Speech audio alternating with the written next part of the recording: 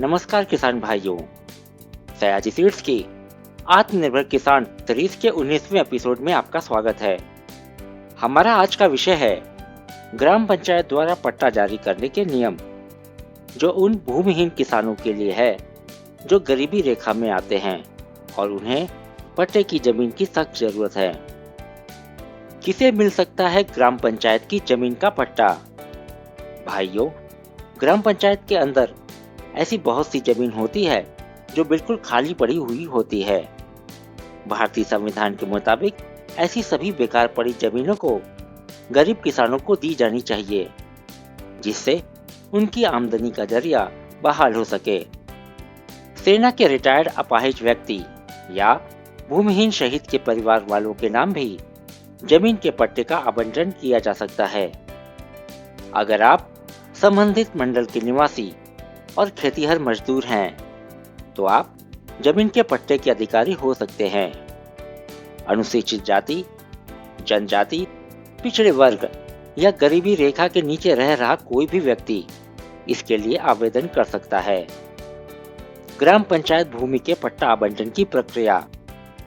दोस्तों, पट्टा आवंटन प्रोसेस के तहत आपके गांव का सरपंच ग्राम पंचायत भूमि के पट्टे की आवंटन तारीख की जानकारी गांव में मुनादी द्वारा देता है और मुनादी से पहले अखबार में विज्ञापन देता है। अगर आपको गांव में पट्टे की जमीन की अत्यधिक आवश्यकता है, तो आप अपने गांव में भूमि प्रबंधक समिति को इसकी गुहार लगा सकते हैं। यह समिति ग्राम प्रधान के अंतर्गत काम करती है।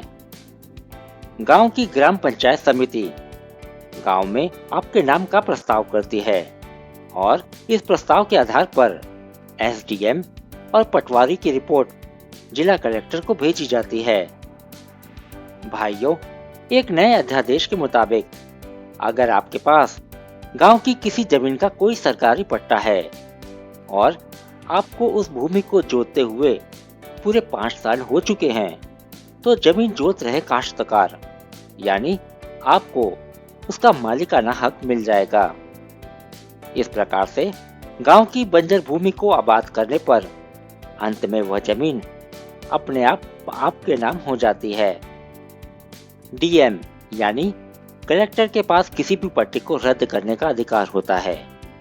अगर गांव के किसी व्यक्ति के पट्टे का आवंटन गलत तरीके से हुआ है और ऐसे व्यक्ति की ग्राम पंचायत के अंदर से कलेक्टर के यहाँ शिकायत दर्ज की गई है, तो कलेक्टर उस शिकायत की पड़ताल कर सकता है। पट्टा अवैध पाए जाने पर कलेक्टर उस व्यक्ति के नाम कारण बताओ नोटिस जारी करते हुए अंत में उस पट्टे को निरस्त करने का आदेश जारी कर सकता है और वह पट्टा भूमि ग्राम पंचायत के पास वापस चली जाती है। दोस्तों, यदि आपको भूमि पट्टा आवेदन प्रक्रिया से संबंधित कोई भी जानकारी आपकी समझ में नहीं आ रही है, तो आप हमें कमेंट करके पूछ सकते हैं। किसानों का कल्याण सयाजी सीड्स की सबसे बड़ी प्राथमिकता रही है। आत्मनिर्भर किसान सीरीज ग्रामीण अर्थव्यवस्था में सुधार लाने के साथ साथ आपके परिवार को शिक्षा, स्वास्थ्य देखभाल और अन्य सेवाओं का खर्च उठाने में भी मदद करती है।